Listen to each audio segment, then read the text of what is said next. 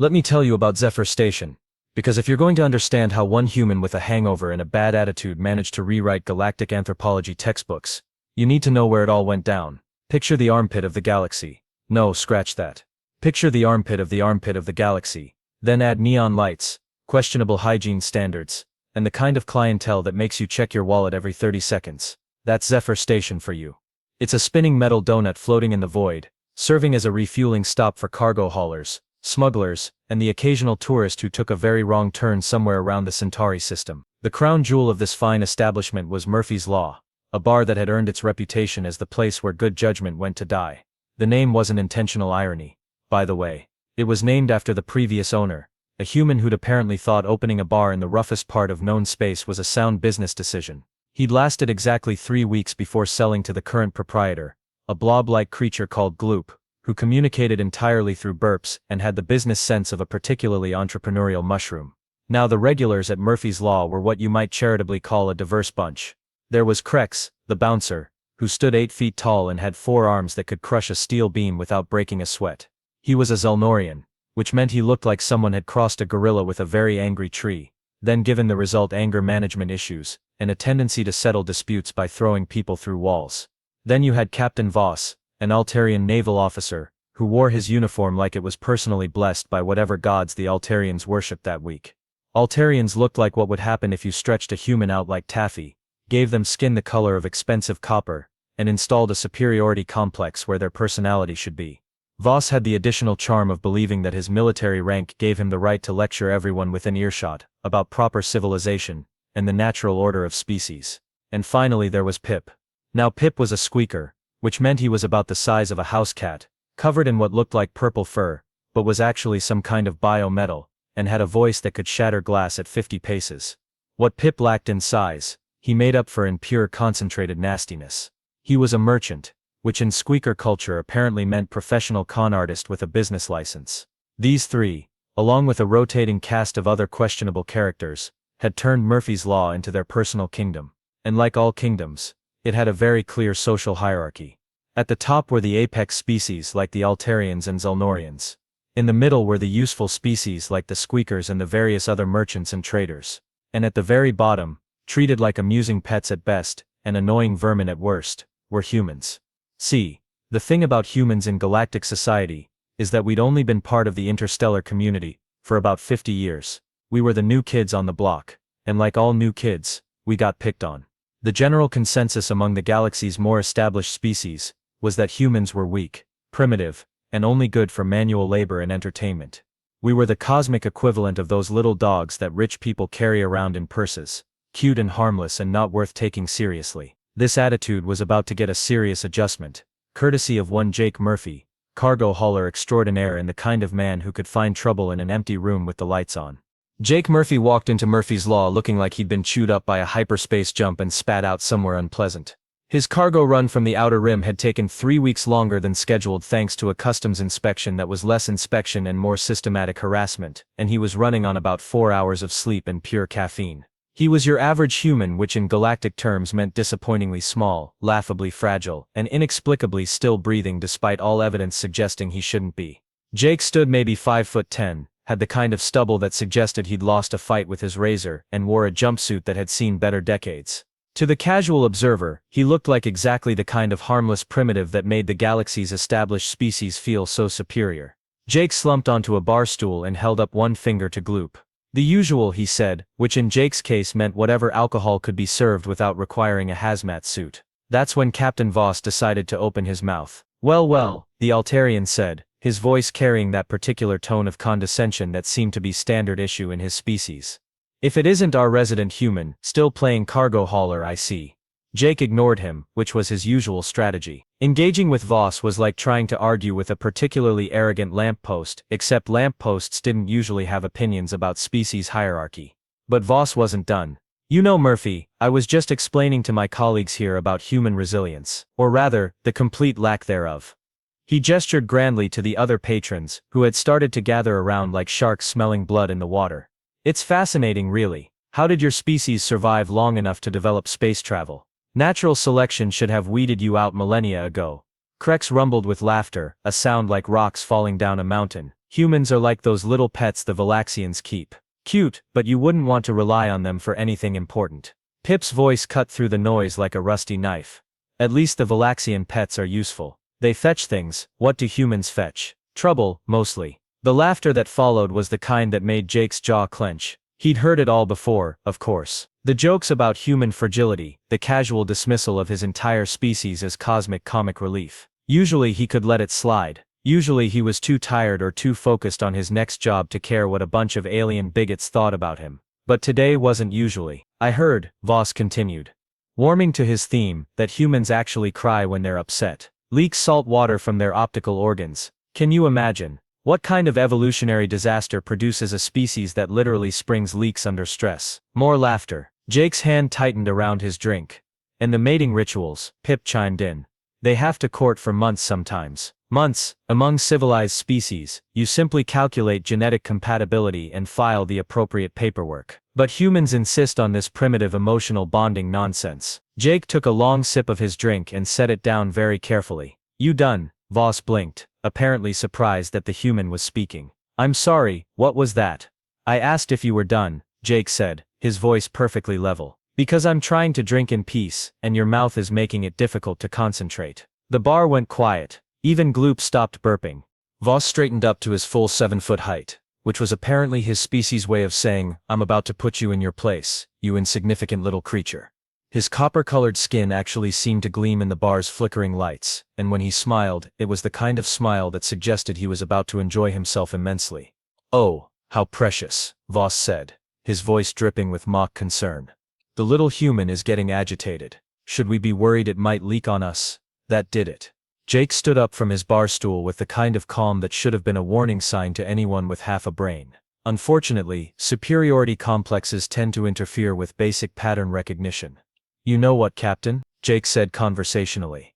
I've had a really long day. 3 weeks of hyperspace jumps, customs officials treating me like I'm smuggling nuclear waste when I'm hauling legitimate cargo. And now I come here for one drink and have to listen to you run your mouth about things you clearly don't understand. Voss laughed, a sound like wind chimes made of arrogance. And what exactly don't I understand, human?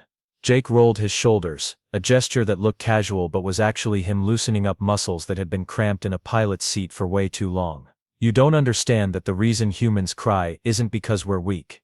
It's because we're still functional when we're experiencing emotions that would shut down most other species' higher brain functions. He took a step closer to Voss, and something in his posture must have finally registered, because the Altarian's smile flickered just a little. You don't understand that our mating rituals involve months of courtship because we're wired to form permanent pair bonds that make us more effective as a team than any calculating genetic compatibility ever could. Another step closer. The other patrons were starting to back away, which showed they had better survival instincts than their self-appointed spokesperson.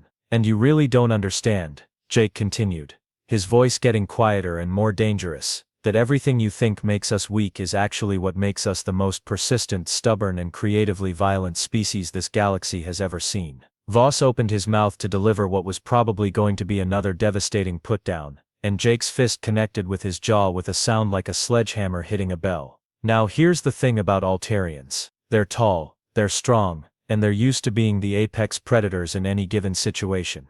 What they're not used to is being punched in the face by something they consider barely above a houseplant on the intelligence scale. Voss went down like a sack of expensive copper-colored potatoes, his eyes wide with the kind of shock usually reserved for people who've just discovered that gravity works differently than they thought. The bar erupted. Krex roared something in Zelnorian that probably translated to "Oh, it is on now," and came charging across the room with all 4 arms extended. Now Krex had about 3 feet and 200 pounds on Jake, plus those extra arms and what looked like natural armor plating. In any reasonable universe, this should have been the part where Jake got turned into human paste. Instead, Jake did something that apparently wasn't in the Zelnorian combat manual. He grabbed a bar stool and threw it. Not at Krex's head, where the big alien was expecting it. Not at his center mass, where his natural armor was thickest. Jake threw it at Krex's legs, specifically at the knee joint that had to support all that bulk. Krex went down hard, and while he was trying to figure out how a piece of furniture had just outsmarted him, Jake kicked him in what he hoped was a sensitive area.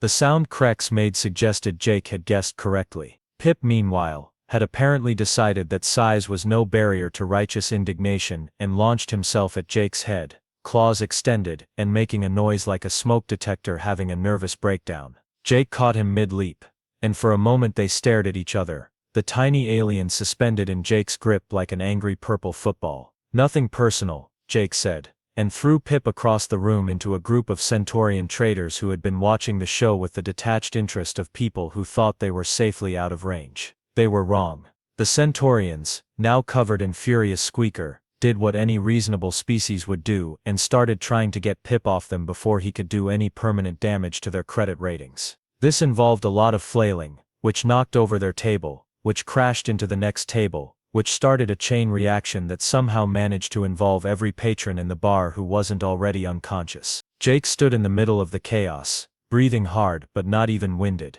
and realized that the fight was just getting started. Because while Voss was down and Krex was reconsidering his life choices, there were still about a dozen other aliens who had apparently decided that the honor of their respective species was at stake. This was going to be fun. What happened next was the kind of beautiful, terrible chaos that combat instructors across the galaxy would later study and shake their heads at in professional bewilderment. See, the thing about bar fights is that most species approach them with a certain dignity. Zelnorians lumber forward and try to crush you with overwhelming force. Altarians use their reach and try to maintain tactical superiority. Squeakers go for the eyes and rely on speed and viciousness. It's all very civilized and predictable. Humans, on the other hand, fight like the universe personally insulted their mothers.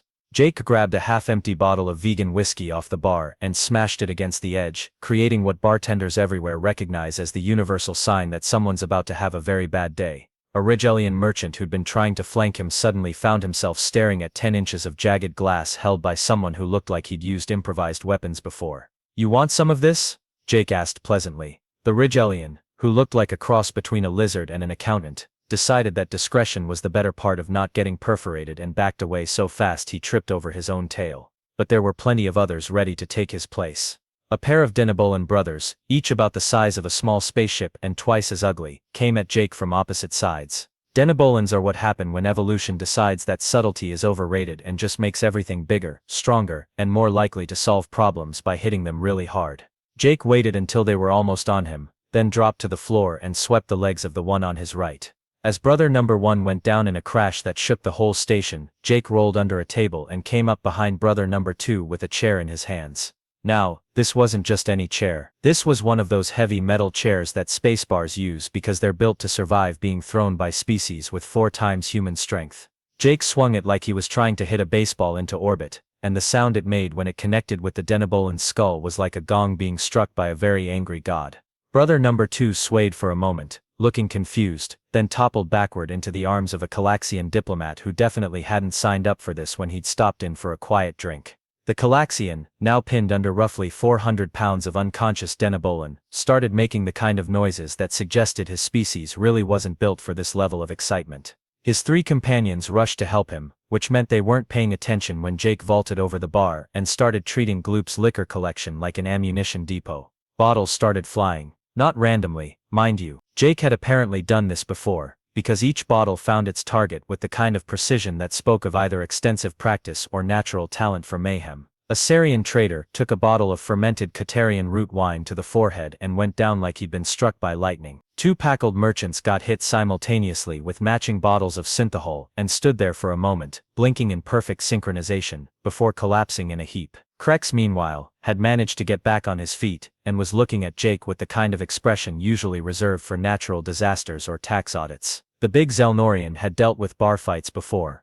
but this was something entirely new. Humans weren't supposed to fight like this. They were supposed to be weak and civilized and easy to intimidate. Instead, this particular human was treating Murphy's Law like his personal playground and everyone in it like training dummies. Krex charged again, this time leading with all 4 arms in a move that should have turned Jake into a very flat human pancake. But Jake had grabbed the bar's cash register, a solid chunk of metal and electronics that probably weighed 40 pounds, and swung it like a weapon that had been specifically designed to rearrange Zelnorian facial features. The impact sent Krex staggering backward, and Jake pressed his advantage. He grabbed the big alien's lower left arm, and used it as leverage to swing himself up and around, ending up on Krex's back like the world's most dangerous monkey. Krex spun around, trying to shake him off, but Jake had wrapped his legs around the alien's thick neck and was using his fists to play a percussion solo on Krex's skull. The spinning got faster and more desperate, until Krex finally lost his balance and crashed into the wall with Jake still attached.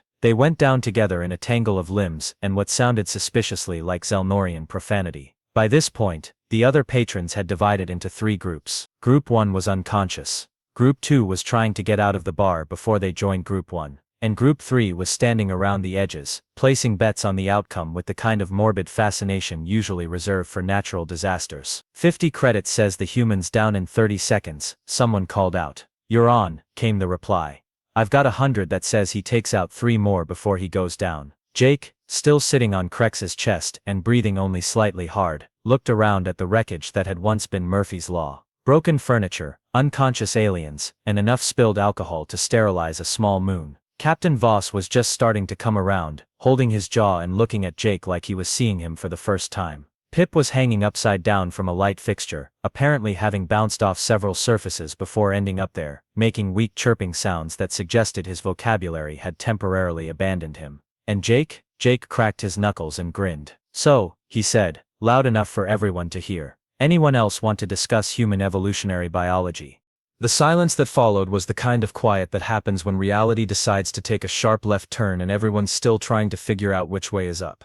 Jake climbed off Krex's chest and dusted himself off, which was mostly for show since his jumpsuit had been through worse than one little bar fight. He walked over to where Gloop was cowering behind what was left of the bar, pulled out his credit chip and placed it on the scarred surface. Sorry about the mess, Jake said conversationally. Put the damages on my tab and I'll take another drink when you get a chance. Gloop made a sound like a deflating balloon having an existential crisis.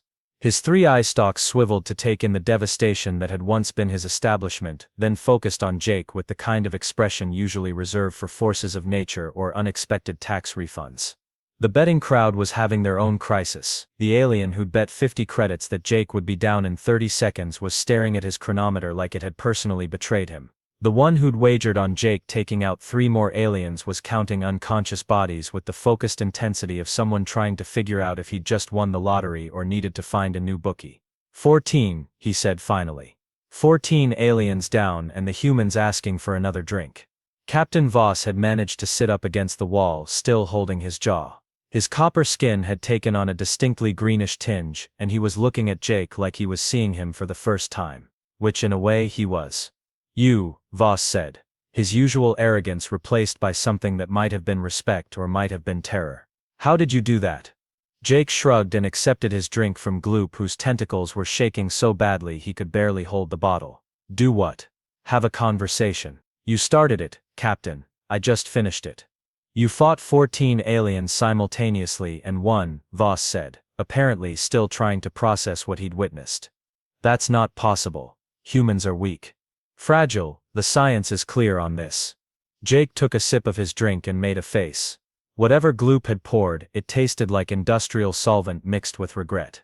Your science might want to factor in a few things it's been missing. He walked over to where Pip was still hanging from the light fixture and carefully extracted the little alien, setting him on a table that was only slightly destroyed.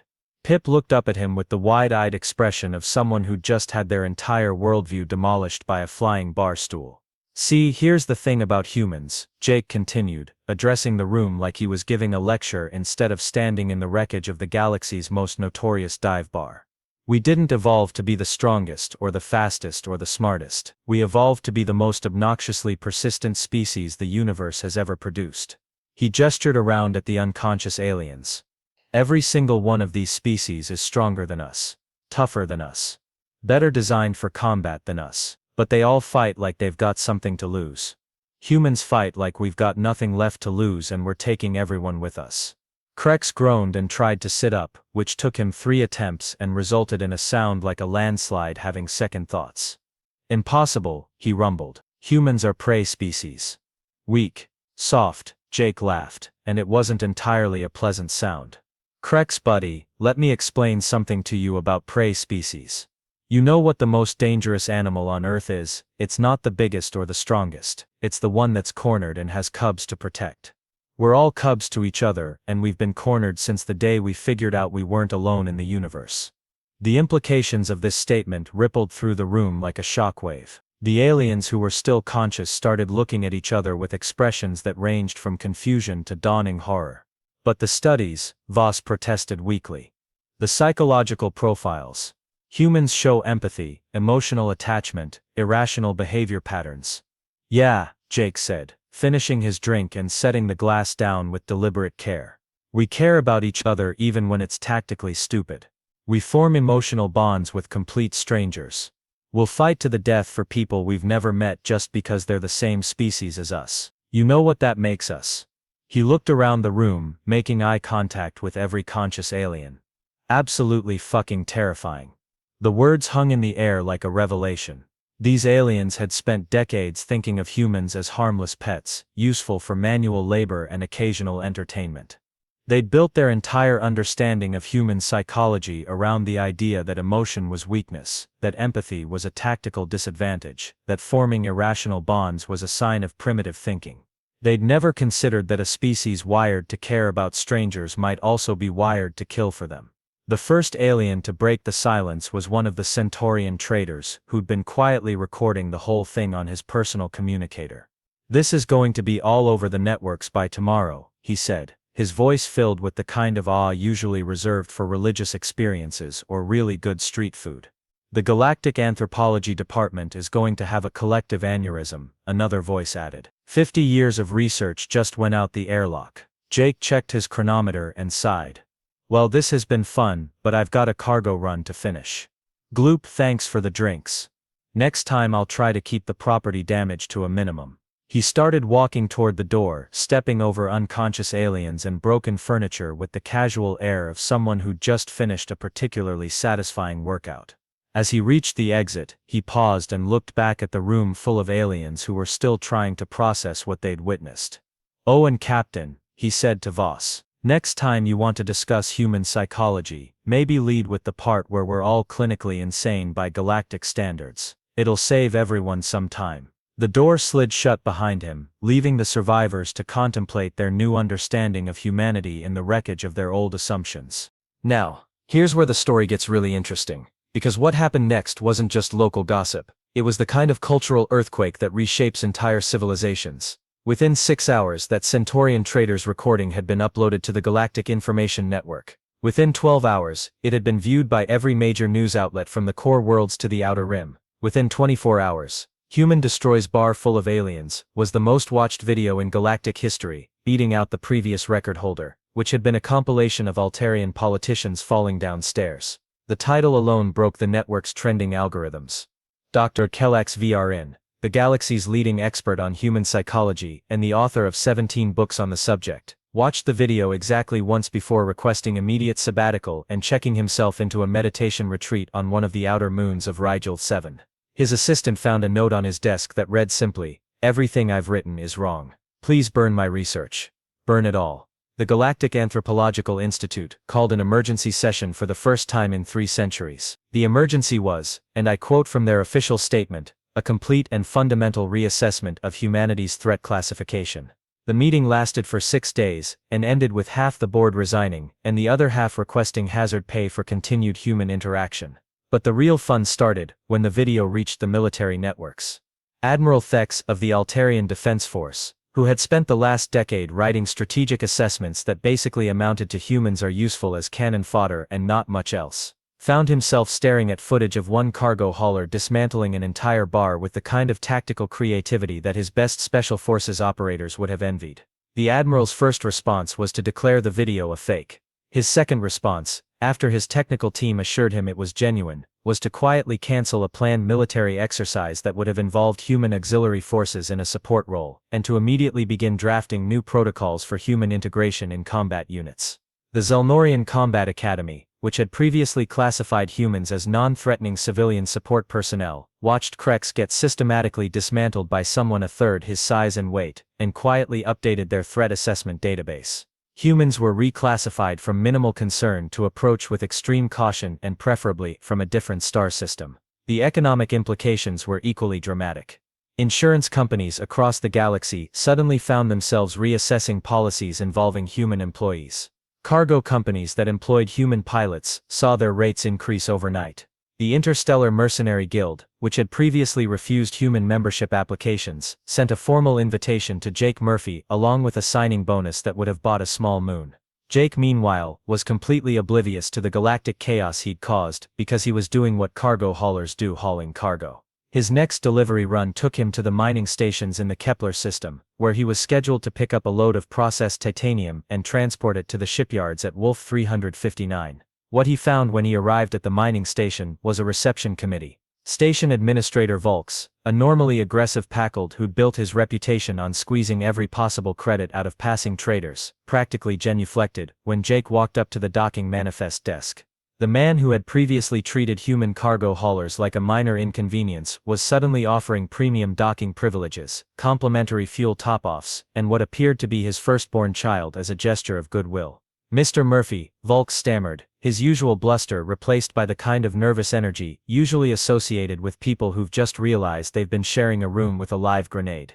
"Such an honor, such a tremendous honor. Please let us handle your cargo loading personally. No charge. Our pleasure entirely." Jake stared at him. "Volks, are you feeling all right? Last time I was here, you charged me extra for breathing your recycled air." "That was before," Volks said quickly. "Before we understood, before we knew what humans were truly capable of." It was then that Jake noticed the other changes. The station security guards, normally a surly bunch of various species who treated human visitors like potential shoplifters, were keeping a respectful distance and nodding politely when he made eye contact. The dock workers were handling his cargo containers with the kind of care usually reserved for unstable explosives. And everyone, absolutely everyone, was staring at him with expressions that ranged from nervous respect to outright fear. "What exactly happened while I was in hyperspace?" Jake asked. Volks pulled up a holographic display and showed him the video. Jake watched himself demolish Murphy's Law with the kind of detached interest of someone watching a stranger's home movies. When it was over, he shrugged. "Huh," he said. "Decent camera work. Though I think the angle makes my ass look fat."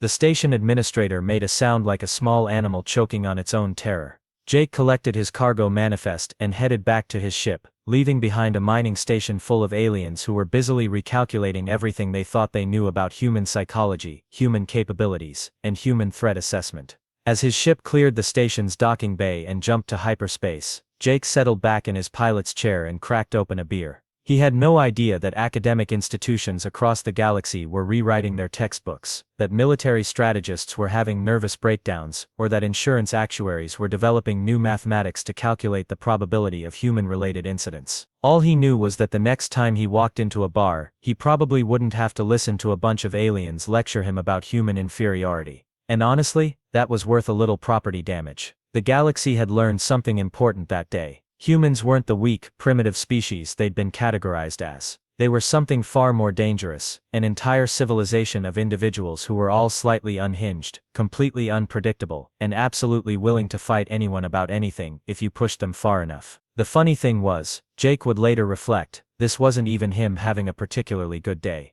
This was just Tuesday.